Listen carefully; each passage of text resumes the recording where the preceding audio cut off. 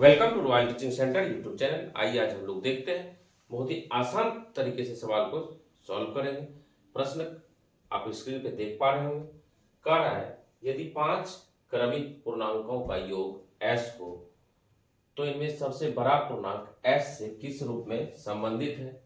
4 विकल्प दिए गए हैं। आप मेंटल कैलकुलेशन करके इस 4 में से आंसर को आसानी तरीके से चुन सकते हैं। आप इसको बेसिक विधि से भी सॉल्व कर सकते हैं, ठीक है। तो आइए देखते हैं इसे आसान विधि से कैसे सॉल्व कर सकते हैं, ठीक है। तो सबसे पहले इस तरह का प्रश्न में क्या क्या दिया हुआ है, एक योग दिया गया है और दी गई संख्या दिया गया है। इस नियम का प्रयोग करके सॉल्व कर सकते हैं, ठीक है। तो सबसे पहले दिया हुआ क्या क्या है, दिया हुआ है, ठीक है। कंपटीशन में इतना लिखना नहीं है, लेकिन अभी फिलहाल समझने के लिए दिया हुआ है, ठीक है। योग दिया गया है, योग कितना दिया गया है, एस दिया गया है योग, ठीक है। इसके बाद दी गई संख्या कितना दिया गया है, दी गई संख्या, ठीक है। योग के बाद दी गई संख्या जो है ये है आपका 5। तो फॉर्मूला एक बताए थे, बीच की संख्या बराबर होता है, बीच की संख्या बराबर योग बटा n, ठीक है।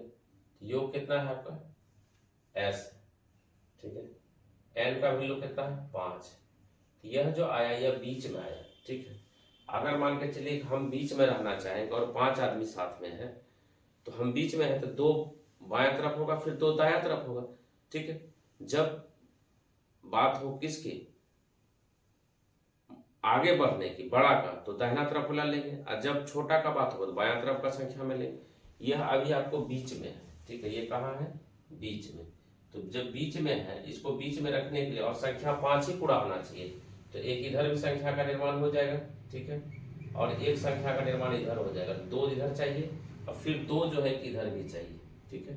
तो अगर हमको बड़ी संख्या पूछा है तो हम दाहिना तरफ बढ़ेंगे, इस तरफ बढ़ेंगे, ठीक है।